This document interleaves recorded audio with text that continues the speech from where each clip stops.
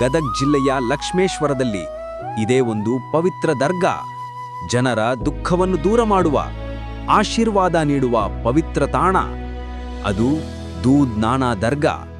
ಜನರನ್ನು ಕರುಣೆಯಿಂದ ನೋಡುತ್ತಿದ್ದ ಒಬ್ಬ ಮಹಾನ್ ಸೂಫಿ ಸಂತ ಹಜ್ರತ್ ಸೈಯದ್ ಸುಲೈಮಾನ್ ಬದ್ಶಾ ದೂದ್ ನಾನಾ.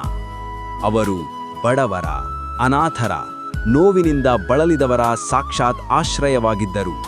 ದೂದ್ ನಾನಾ ಎಂದೇ ಏಕೆ ಕರೆಯಲಾಯಿತು ಗೊತ್ತಾ? ಜನರು ಹಾಲನ್ನು ಸಮರ್ಪಣೆಯಾಗಿ ತರುತ್ತಿದ್ದರಿಂದ, ಹಾಲಿಗೆ ದುವಾ ಮಾಡಿ ಜನರ ಸಂಕಟಗಳನ್ನು ದೂರ ಮಾಡುತ್ತಿದ್ದರು. ಒಂದು ದಿನ ಒಂದು ತಾಯಿ ತನ್ನ ಅಸ್ವಸ್ಥ ಮಗನನ್ನು ದೂದ್ ನಾನಾ ಬಳಿ ಕರೆದುಕೊಂಡು ಬಂದಳು. ಕೈಯಲ್ಲಿ ಒಂದು ಚಿಕ್ಕ ಹಾಲಿನ ಪಾತ್ರೆ. ಕಣ್ಣೀರಿನಿಂದ ತುಂಬಿದ ಕಣ್ಣಿನಲ್ಲಿ ಒಂದು ಮಾತು: ನನ್ನ ಮಗನನ್ನು ಉಳಿಸಿ. ದೂದ್ ನಾನಾ ಹಾಲಿಗೆ ದುವಾ ಮಾಡಿ ಮಗನ ತಲೆಯ ಮೇಲೆ ಕೈಯಿಟ್ಟು ಆಶೀರ್ವದಿಸಿದರು.